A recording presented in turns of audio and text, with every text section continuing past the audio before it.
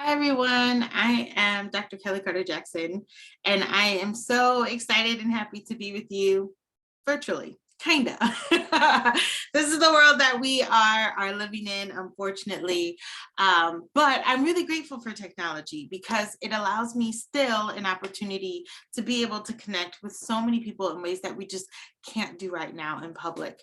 But I'm grateful. I'm grateful that it's Black History Month. I'm grateful that I get to talk about a topic that is just so near and dear to my heart, and that is the lived experiences of Black people.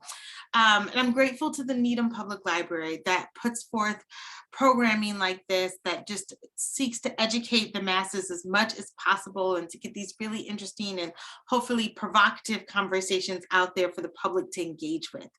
So today, I want to talk to you about the history of slavery in the North, more specifically in New England, and really even more specific in Massachusetts. Talk about some of the places in which we live and move and be, and just really get to the heart of this history, and then really take some time to talk about, implications for today and how can we make sense of things that happened hundreds of years ago and the implications that they have for us in our very present past, if you will. So with that, I am going to share my screen with you. Give me 1 second to put this up. Okay, there we go. There we go. Okay, I'm going to move myself up to the corner so you can still see me and all that I have to share. So let's just dive right in. Before we get started, I want to thank Sue Kessner also, who invited me to come and give this talk. She's so wonderful, and it's just been so amazing throughout all of this process and organizing and getting people together, and that just means so much to me. So thank you, Sue, for that. Second, I want to be able to introduce myself a little bit more informally for those who don't know who I am. I do a lot. I am a professor at Wellesley College. I love Wellesley College. I love teaching young women who are going to be future leaders. But I tell people all the time that teaching is sometimes about 25% of what I do. I give lectures, I podcast, I write books, I consult, I do radio programs and TV programs. I go into schools and I talk to K through 12 students. I do a lot. I'm also a mom. I have 3 kids, a 7-year-old, a 4-year-old, and a 2-year-old. And yes, I am tired. So I stay busy. But one of my most favorite things to do is just to meet with people and to talk to them about the things that, like I said, I'm really passionate about. And history is one of those things. And today I really want to talk to you about the history of slavery in the North. I think that we have kind of accepted this fallacy that basically tells us that slavery is a regional phenomenon, that it's a Southern phenomenon, that racism is something that happens in Alabama or Mississippi, and that we don't have those shared experiences or shared histories throughout the North. And nothing could be further from the truth. Especially as someone who lives in New England, I think we have this idea of ourselves, this reputation that we come from the Pilgrims or the Abolitionists, that we are a region that boasts amazing schools, and that we are the city that's set on top of a hill, right? Boston and New England is aspirational in terms of so many different facets of life. I think that has become the regional identity, at least of the North and the Northeast in particular. And there's nothing wrong with that, and there's not necessarily something untrue about that. But it's not a complete picture. It's not a picture that allows you to understand all of the history and all of the facets that go into living in this part of the country and understanding the role of slavery and of institutionalized racism. And I want to talk about how those things have really worked hand in hand. If you know anything about slavery, you should know that for more than half a century, slavery was in every single colony in the New World. Every single colony. There is not a colony in the United States that did not have slavery. Slavery was everywhere. I think you should also know that in New England, slavery was considered more of an urban phenomenon than necessarily a rural institution. When we think of the North, I should say, when we think of the South, we think of big plantations and sprawling plots of land, and in which enslaved people are living and laboring. And it's somewhat similar in the North, but a little different in that you also have enslaved people that are working in cities, working in docks and seaports, serving as sailors and carpenters and as skilled laborers. And that it exists, but it looks a little different than what we would think about in necessarily a Virginia or a South Carolina.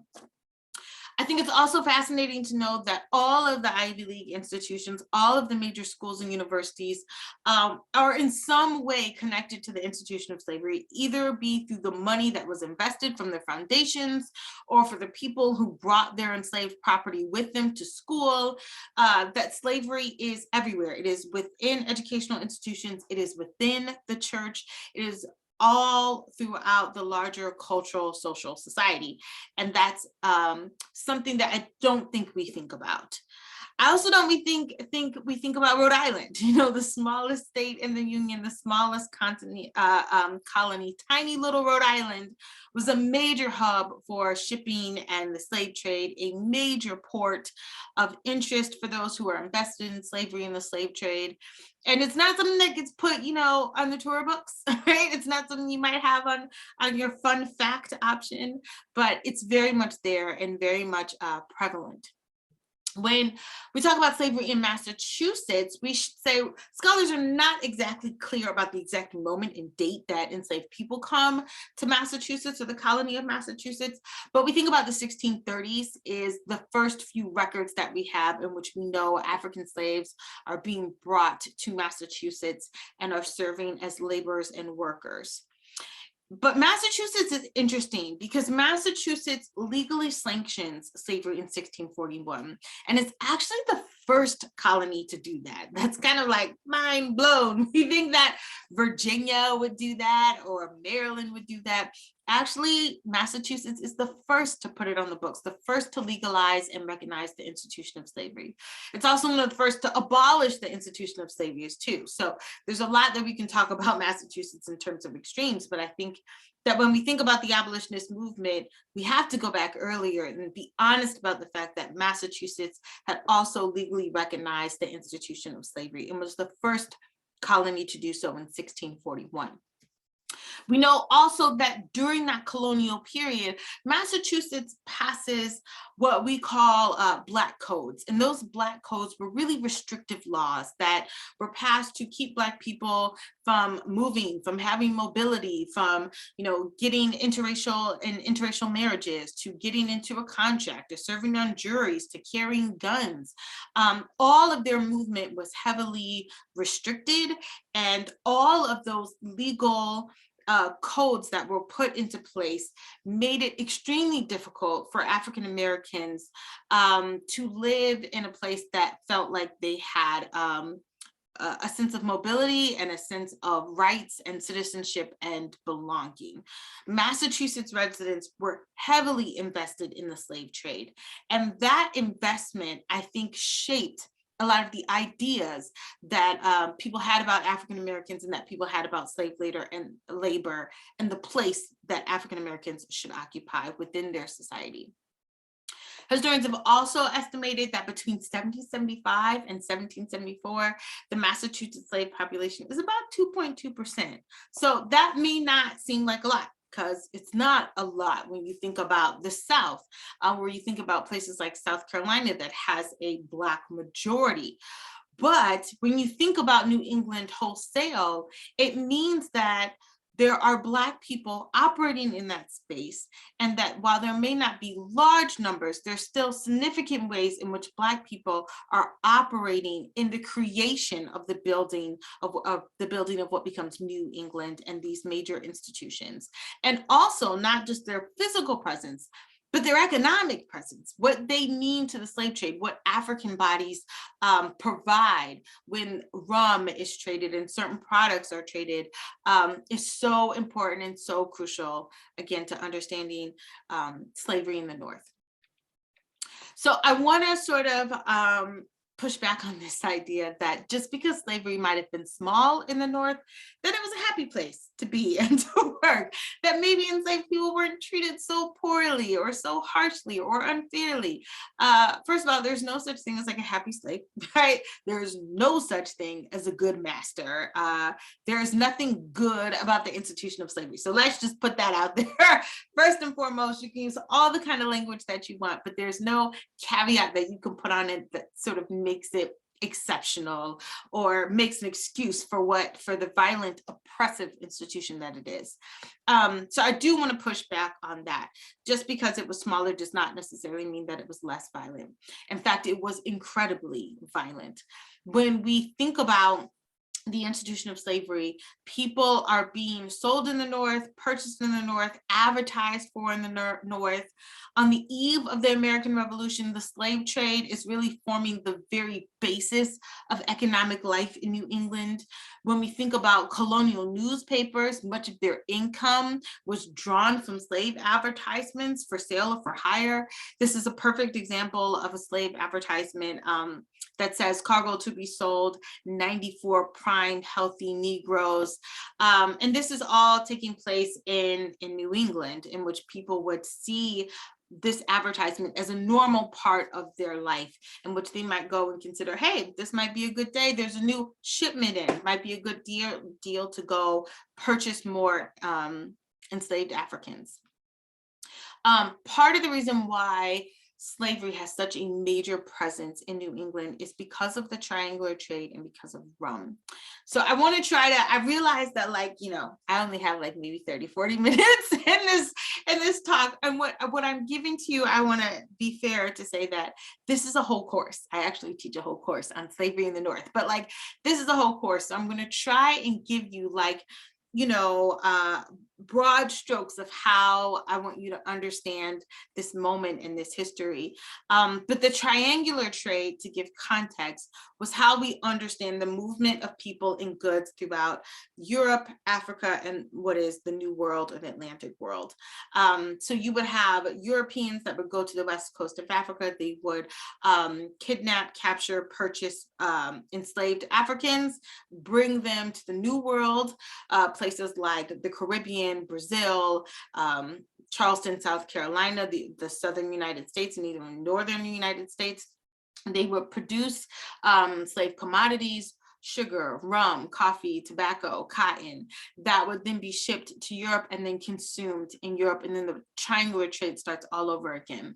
It's interesting because when you think about the triangular trade, it's kind of like the first drug trade, right? Like, you know, tobacco, rum, coffee, these are commodities, these are not necessities that are being shipped. But rum is a big part of that. And this is where Massachusetts, and again, New England, comes into play. The connection between molasses and the slave trade was really rum. Millions of gallons of cheap rum was manufactured in New England, and then it was shipped to Africa, and it was used to purchase Africans. Places like Rhode Island, tiny little Rhode Island, 30 distilleries, 30 rum distilleries. In Massachusetts, there were 63 distilleries that produced 2.7 million gallons of rum. This is in 1774. So I say all this to say, this is big business. This is very big business, and it is highly lucrative, especially when you think about the fact that if you were, you know, a slave trader, an enslaved African person cost the equivalent of about $4 or $5 in rum. And then in West Africa, they would be purchased basically for pennies on the dollar, sometimes for rum, a piece of cloth, a gun. And then in the West Indies, they would be resold again for $30 or $80. Those numbers would go up into the hundreds as the slave trade has longevity and continues. And especially as we get closer to the close of the slave trade in 1807 and 1808, those prices for enslaved Africans gets even higher and higher. But in New England, it's important to understand too that rum was made really cheaply, that production costs were kept low, that you could make basically a gallon of rum for 5.5 pence. 5.5 pence. And then if you think about the markup on that and how many enslaved people you could purchase, again, a highly lucrative, costly business. So we may not see the effects of like full-on slavery all throughout, rampant throughout New England in the way that we might imagine sort of the Hollywood version of. But the money is definitely a major catalyst, a major reason for New England's involvement. So I'm going to show you some pictures here. This is just a picture of a rum distillery, and you see, again, enslaved people, the key laborers. They're really the only laborers that are doing this work. And it is not easy work. I want that to be made clear. Being an enslaved person in the North did not make life easier for you. It was hard, it was backbreaking, it was dangerous, and your life was drastically shortened because of it. I'm going to pull up some stats just in New York. I know we're not far from New York, but I think that we think of New York as probably one of the most prominent colonies throughout all of the Americas. And I think people will be shocked to know that when you think about New York, you should think of it as a place where enslaved people, enslaved Africans are everywhere. They make up anywhere from 14 to 21% of the population. That means 1 in 5 people in New York City are enslaved Africans.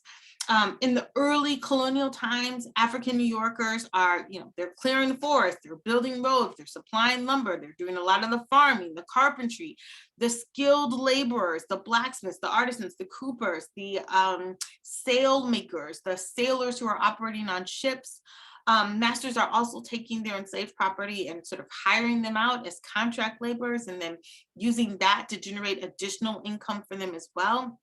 So it is a vibrant slave community, and it is one, again, that makes up a huge part of the lived experiences of New Yorkers. By the time you get to the American Revolution in New York, slavery constituted about 1/4 of the population of the city. So now we're talking about 1 in 4 New Yorkers are enslaved Africans. And not only that, New York, shockingly enough, is second only to South Carolina in its population. Second only to South Carolina. That's, again, mind blown, right? We don't think of New York as coming second to South Carolina, but it does. This is a really great quote by Anne Farrow, in which she says that, New England is interesting in that New England really democratized slavery. Whereas the South had a few people who owned a lot of slaves, here in the North, many people owned a few. So there's widespread ownership of Black people. And that, to me, I think is so important. The idea that it's not just a small elite few that are owning the bulk of the population, like in Virginia or like in, Kentucky or even in Mississippi. When you think about Massachusetts, think about the fact that everybody owns 1 or 2. Think about how commonplace, how normal that would feel if everyone owned 1 or 2 slaves. That is what Anne Farrow is talking about, and that is what slavery looks like in New England. It is a normal part of everyday life. It is what some might say unremarkable in their presence. So, slavery is violent, though. Slavery is nothing but violence. Slavery is violence. I'm going to even say what one abolitionist said, which is slavery is warfare, right? It is war against a human being. And the South does not have a monopoly on violence. When I tell my students about, particular people, stories about being enslaved in New England, I think a lot about Mark Hodman. Mark Hodman was a slave in 1755, and he was accused of poisoning his master. Now, he was guilty. No question, he was guilty. I think the question is not so much whether, did he commit this crime, but why would he be compelled to commit this crime? Slave masters were violent, and they were oppressive, and they created conditions that were so cultivated in violence that many enslaved people, if given the opportunity to end their master's life, would do it. happily, but they would do it. And so he gets accused of poisoning his master. Several other slaves get implicated in this plot as well. There's a really good literature and scholarship about this story. But as punishment for this poisoning, Mark was hanged. Not just hanged, he was hanged, he was tarred, and his body was put on display in an iron gibbet for several years. His body became a signpost, a well-known spot in what is present-day Somerville, Massachusetts, in which people would walk by, stroll by, gallop by, and see Mark Codman's body hanging for all to see, the consequences of what happens when you try to create chaos or when you try to cause harm to your master. Mark's sister Phyllis was also tried and convicted for the poisoning of their master, and she was burned alive at the stake. She's one of the first women to actually in Massachusetts be burned alive at the stake. And I think that also says something, that when you think about the violent harm that takes place, who's the first person on record to receive that kind of violent act? It's Black women and Black people. And that's something that this story is just stuck with me, how violent the institution was. This is for those of you who need like a reminder of what like a gibbet is. It was one of those, I think of like Game of Thrones or medieval contraptions in which you were put inside of this iron case. You had birds that would be eating off of the corpses, rats that might get to it and eat off the corpses. Then for a while you would have the skeleton just there until it was removed. Why we know about Mark Codman as well is because of the famous ride by Paul Revere, who talked in his 1798 memoir about nearly running into Mark Codman's body. It says, nearly opposite where Mark hung in chains, I saw two men on horseback under a tree. When I got near them, I discovered they were British officers. And so in that moment, it's interesting because if you weren't paying attention, you might just skip over that. He saw Mark, he saw British officers, right? Like, you run to like what you think is most important. To me, what's most important is not the British officers that Paul Revere is trying to warn the colonists of, but it's the fact that he literally used Mark Codman's body as a signpost, as a part of the landscape that was like, oh yeah, there's Mark, he hung and changed, and then there's this little thing over here.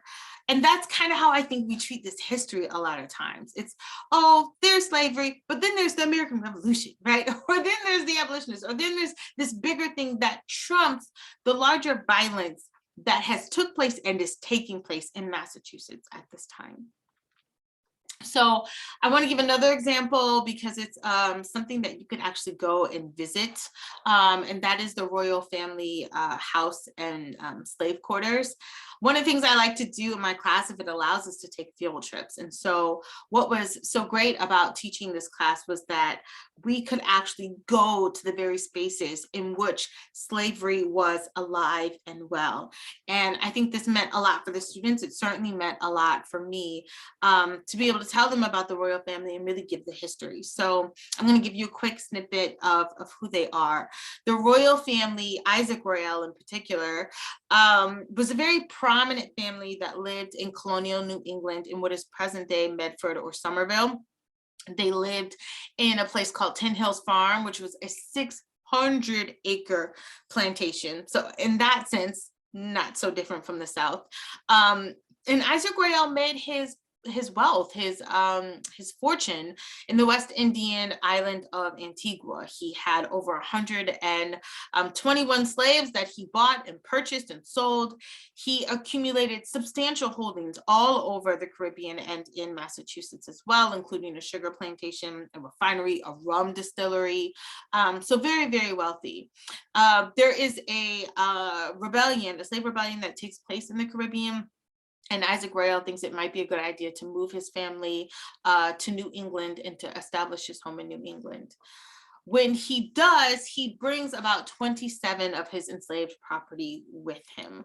And they served and lived in the royal house or outside of the grounds of the royal house for many years.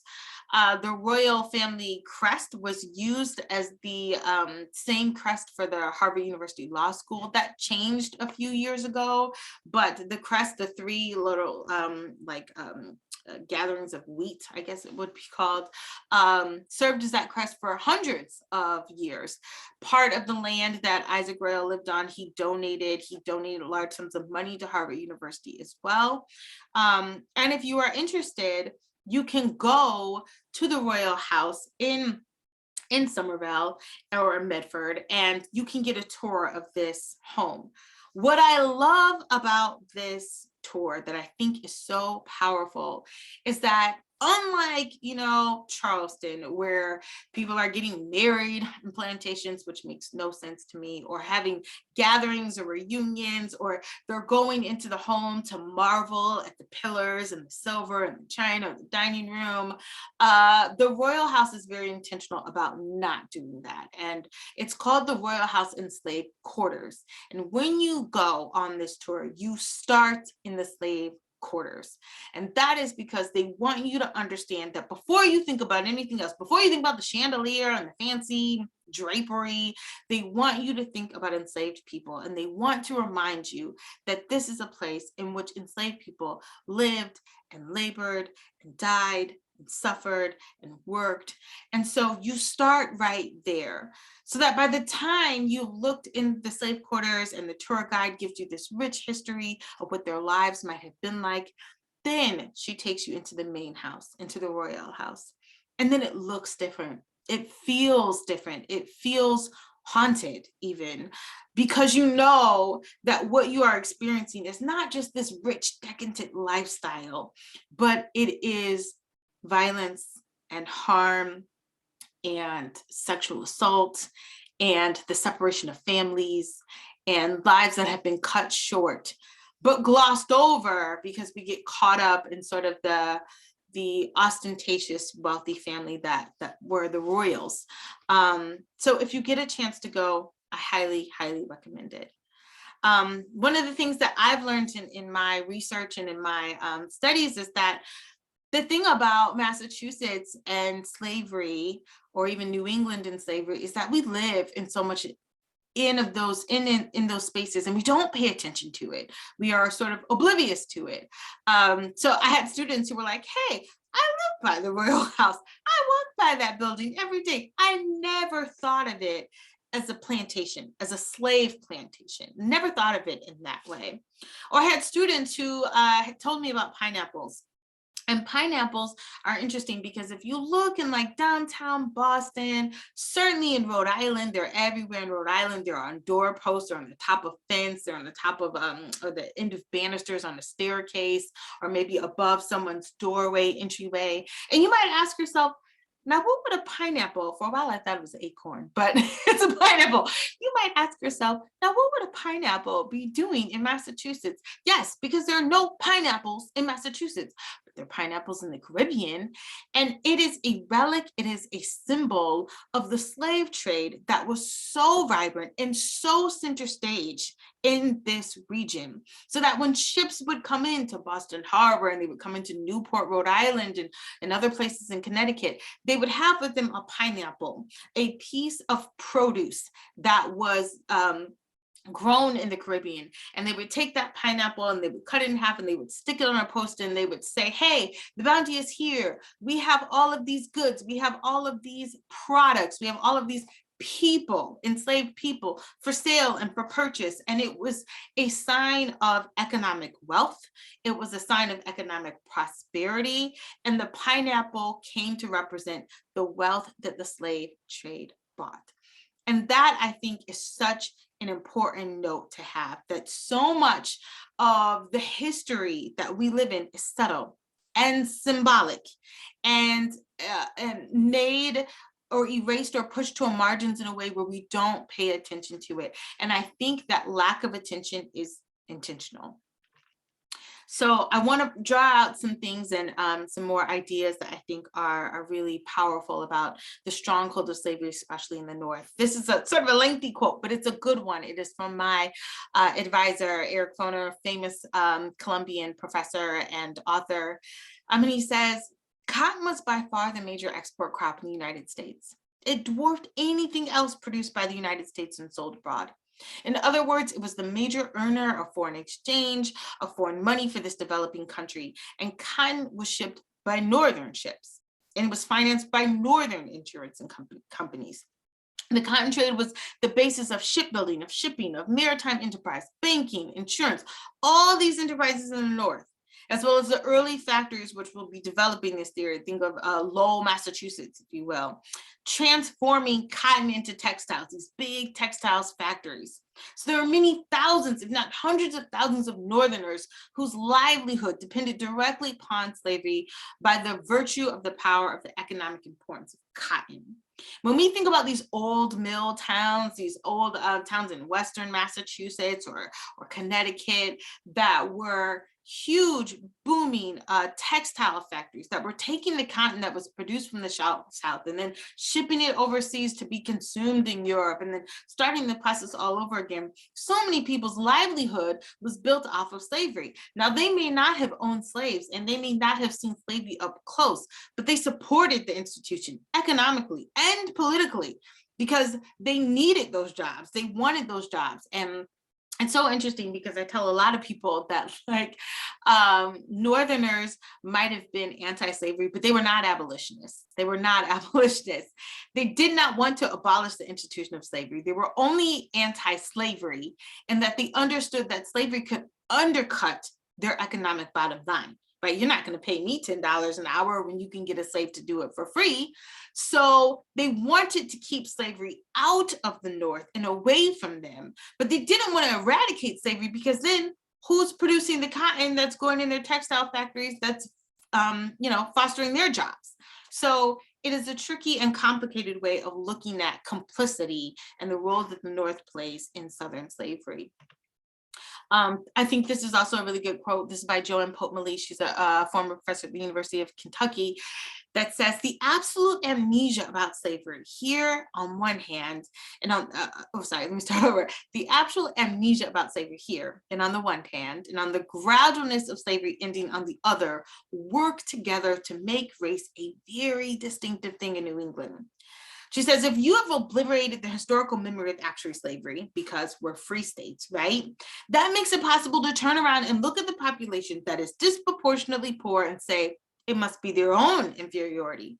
This is where New England's particular brand of racism comes from. And this is where I want to take a few minutes to start to transition into implications for today and how we understand, society today and the effects of slavery on racism and the effects of white supremacy and the racism that we experience in New England. There's some really good books out there. I always like to point people to literature. I love the book Complicity. A lot of the facts from today I got from the book Complicity. I love Ebony and Ivy. This is MIT professor Craig Wilder. He writes about the role of slavery in our education systems and in our Ivy League schools. If you want to know more about the Isaac Royale family, I love 10 Hill Farms, great book. New England Bound is also a phenomenal read. There's so many other books that I could put on here. I love Jason Sokol. He has a great book as well that talks about racism in New England. They're all worth the read. But when we think about the implications for today, when we fast forward to contemporary society, I think Boston is very much known for being a racist city.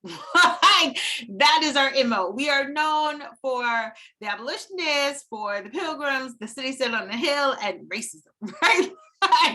That has become sort of, when I first came to Boston, that's what people told me. They're like, yeah, Boston is all right, but part of it is because of the memory of busing in Boston, the struggles with integration in Boston, that have haunted and are still with us in many, many ways. I look at the makeup of suburbs of Boston, and it is so telling how racism has shaped our reality in the world that so many people live in. So I put this picture here. This picture ran in the Boston Globe a few years ago, and I was like, damn, you want to know what it's like to be Black in Boston? This right here. Be an LA Dodgers fan in the midst of like Red Sox fan. Be that isolated outlier that makes it so difficult and so complicated to live and move in a space that is also touted for being liberal and is also touted for being progressive.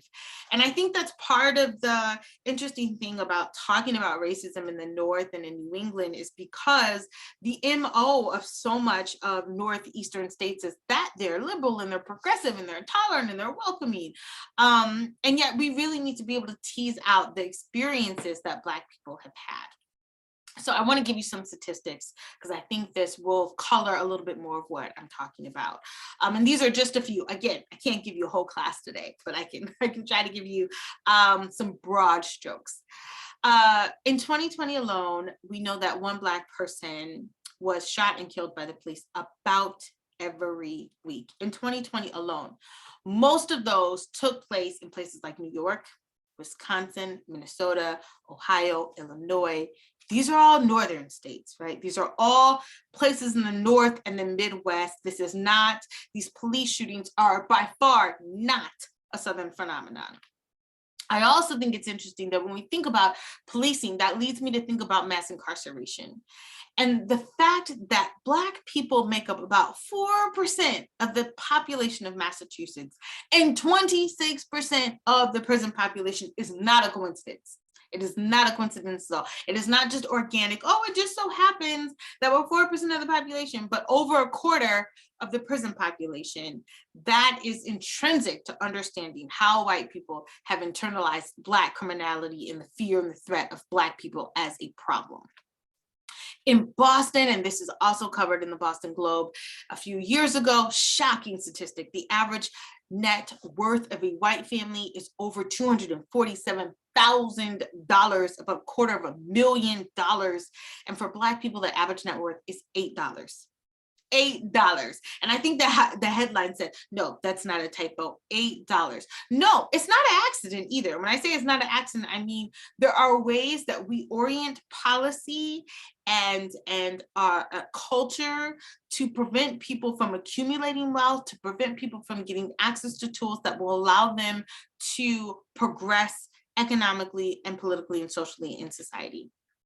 I think it's important to understand that when we think about COVID and this pandemic, that people of color have died at exponentially higher rates than their white counterparts. It is no surprise that Brockton and Mattapan and places that are heavily or predominantly Black and brown have had such high numbers of COVID. It should not surprise us how white people have been able to insulate themselves from those high numbers as well. Racism, we talk about in my class all the time, is a public health issue. It's a public health issue. And we have to be able to talk about health and race because they go hand in hand. There's a poll also done by the Globe that found out that 54% of Black people across the country rated Boston as unwelcoming to people of color. That's over half are like, I don't want to come to Boston, you know, like sort of said through gritted teeth a little bit. But I think, again, the anomaly about these places is that we pitch the Northeast again as this progressive place where we talk about Jackie Robinson and we celebrate Edward Brooke, the first Black senator of Massachusetts, and we talk about Shirley Chisholm's from New York, David Dinkins was the mayor of New York, Deval Patrick, first Black governor of New York. And these people are all tolerated, it's a bad word, but true, celebrated, you might say, but celebrated as individuals, exceptional individuals of color, but more than not, often always resented, because the idea is that whenever these leaders, and not just them, but other civil rights leaders, try to push for collective agendas that don't just help one person, but all people, it threatens the very arrangements of so many white people that live in these spaces that a lot of times the success of these elected, celebrated officials does not have a sense of longevity to it. This is a prime example with Edward Brooke, who was against busing, and that became part of his downfall. It became a prime fact in a lot of elected officials that when they try to push for more progressive race-based initiatives, they fail. And it's like, no, we just want you. We don't want anybody else, right? We just want exceptional Black people, just a couple, not too many, right? Not anything that will threaten our own status quo. I think of Springfield, Massachusetts, and to think it happened in Springfield. When we think about the classic, famous Kenneth Clark Black Doll test, and I've used these images, these are Gordon Parks images in my class to talk about this being the prime reason that Brown v. Board was overturned and created integration across the schools, is that they use this test for Black children to talk about how they were harmed by racism and white supremacy. And they would say, okay, child, Black child, what is the smart doll? What is the good doll? What is the bad doll? What is the ugly doll? Which doll do you want to play with? Which doll do you most see yourself in? And over again, the child would point to the white doll as the good doll, and the Black doll as the bad doll, and the Black doll as the ugly doll. And these doll tests were so instrumental, again, in bringing about the success of this Brown v. Board Supreme Court case. But what I didn't realize was that this doll test took place in Springfield, Massachusetts, not in Selma, Alabama, not in Atlanta, Georgia, in Springfield, Massachusetts. Black children were being harmed by segregation, psychologically harmed by it. And that we would never think that this would take place, but it is such a reflection of how racism is not regional. Racism has an impact over all children, over every space in America. When we think about Springfield, Massachusetts, we should remember the riots that took place. They were major riots in which people were pushing for civil rights and voting rights and integration, and that there was also mass police brutality and also a mass police presence that took place in Springfield. I want us to keep these things at the forefront of our mind, because when we forget about these instances, when we don't talk about the things that happened in our own backyard and albeit front yard, we tend to create a narrative of history that is comfortable, that makes us feel good, dare I say makes us feel superior to other regions of the country, that is not fair, nor is it accurate. So a few more statistics, and I'm going to start to wind down. I feel like I'm going way too long, but I could go, like I said, there's a whole class. So a couple more statistics. Again, most of this was taken from Boston Globe, but maybe it will refresh your memory a little bit. Boston, Greater Boston, is wider than most metro areas. Nearly 3 out of 4 people in Boston are white. What? 3 out of 4 people, a higher proportion than any other metro area in the nation's top 10 cities. Just 7% of the residents are Black. I live in Sherborne. Sherborne is like maybe 2, 3, max 4% Black. I don't even know if I believe that. It's like my family and a couple others. That's it. Indeed, there are more than 24 towns in Massachusetts, including Manchester by the Sea, including Plimpton, that have no Black residents at all. No Black residents at all. Again, this might make sense in, Wyoming. This might make sense in North Dakota, but Boston, 4 hours north of New York City, right? A major metropolitan area. This is by design. It is by design. Boston is also the 10th, again, largest metro area, but it's tied for 46 with the number of prosperous Black enclaves, 46. It's interesting. I can go to Atlanta and I can see thriving, successful Black suburbs. I can go to Chicago and find successful Black suburbs. I can go to Washington, D.C. and Houston and Dallas and find successful Black thriving suburbs, enclaves, places where I can go and eat at Black restaurants and see Black people that are just living their best lives. It's hard to find that in Massachusetts. It's hard to find that in the places that I would prefer to operate. when we see it in our schools, in our education system, again, part of the identity of the Northeast is the schools, the education system, Harvard, your Ivy Leagues, your Phillips Exeter, your boarding schools. But Black enrollment at a lot of these colleges is low, and not just low, but like lower than their counterparts low. So when we think about Harvard University, just 5% of their students are Black. That's less than half the national average, less than half. When you think about Boston University, it's about 4% Black. Little has changed from the 1980s. If you think about when we started tracking the influx of Black students with affirmative action, these numbers have never really gotten higher at elite institutions than when they first started integrating in the 1960s and 70s and 80s. That is also by design. These numbers should grow, right? These numbers we should expect increase. We don't have those numbers. We are at a stalemate when it comes to integration. And then I would say positions of power for people of color. Recently, we can talk about, Kim Janey, and we can talk about Michelle Wu. But if you think about Boston's history, we are one of the 25 biggest cities. Boston, for the longest, did not have a Black mayor. Did not have a major statewide elected Black official until you had Deval Patrick and, of course, now Ayanna Pressley. But these are recent additions. I want us to think about the past. There is no precedent or example for that. Edward Brooke, but other than that, there's not a lot of, you have exceptions, but you don't have the rule. The rule is white men, that's the rule. But even take politics out of it and just look at corporate America. Fewer than 1 in 50 senior managers in Boston areas are Black. Boston's top 10 legal firms collectively have more than 1,000 partners, but 8 are Black. 1,000 partners, but 8 are Black. So this is a problem. This is a real problem. But I think that when we look at the exceptions, we are blinded to the rule, right? And the rule is that Boston is not as progressive and not as diverse as we think it is when it comes to positions of power, when it comes to prosperity, when it comes to having access to things that allow people to accumulate and climb and grow. Boston is late. It's late to having Black mayors. It's late to having women of color in power.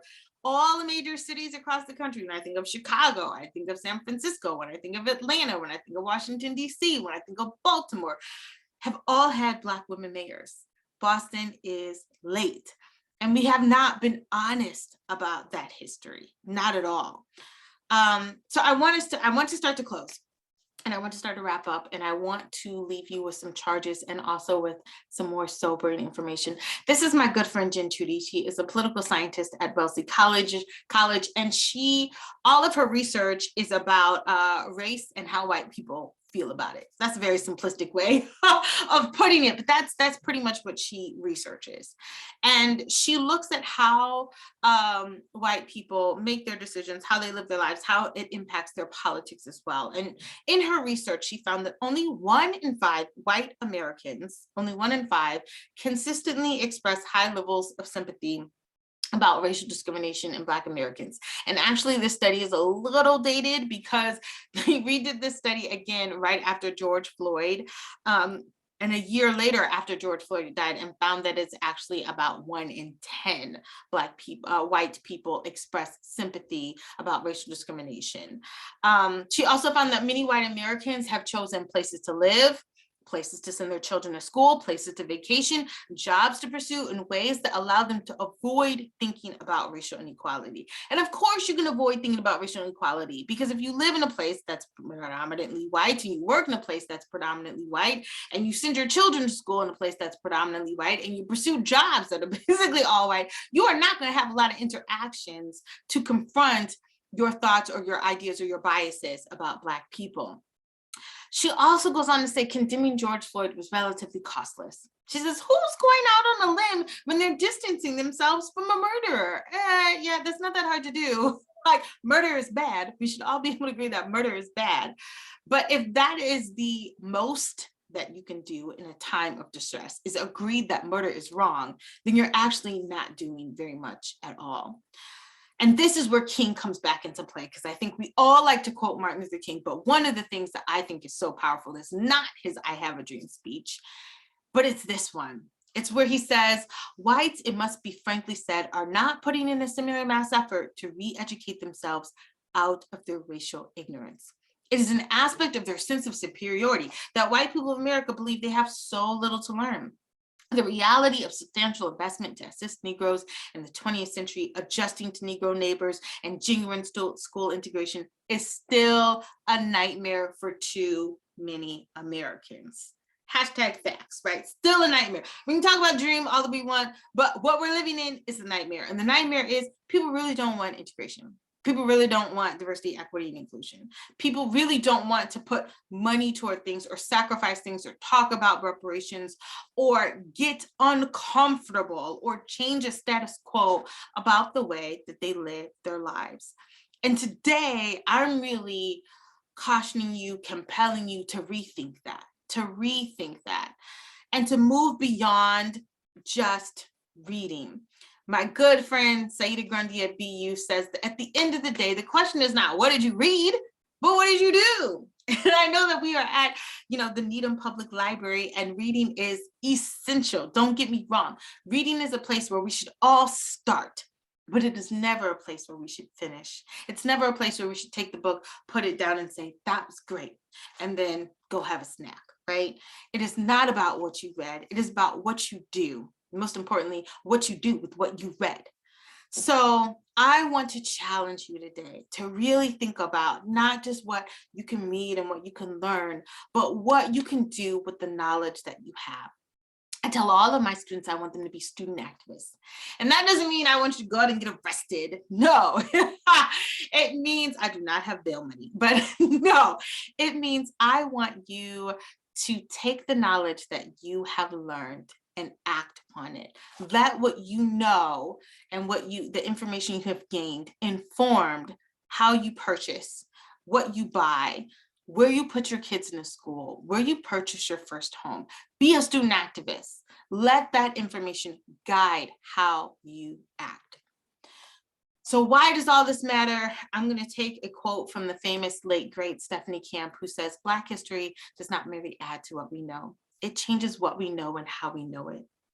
Black history doesn't just add to what we know, it changes what we know and how we know it.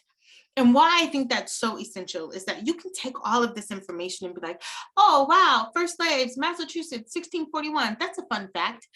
But it does more than just change what we think about history. It should change the complete way that we think about race and racism in this country, and politics and social and political and public health implications. All of it is connected.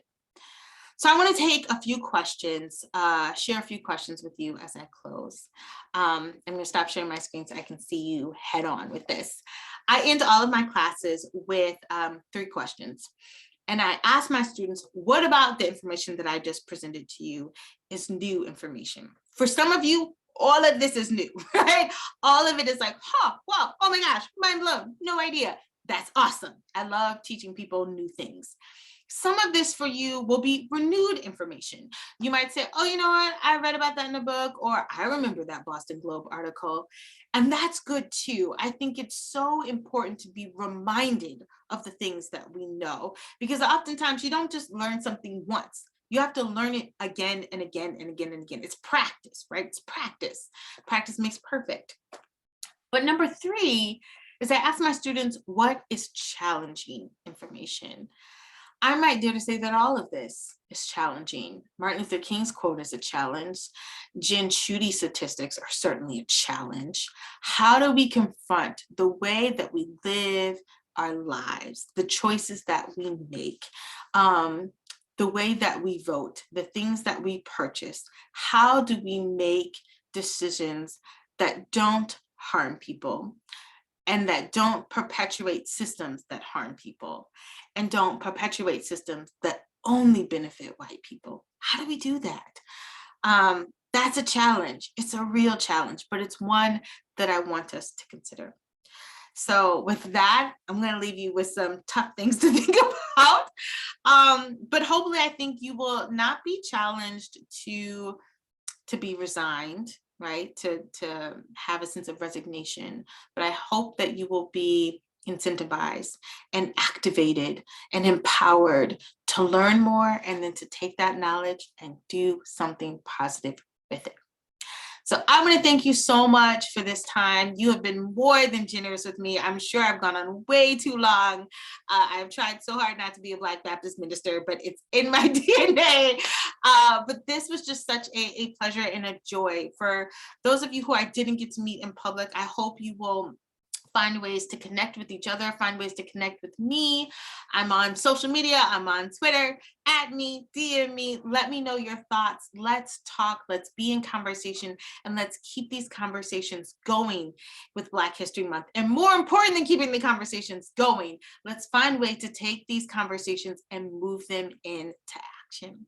Thank you so much for your time. This was such a pleasure and a privilege and an honor. I hope you have a great Black History Month. Be well and be healthy.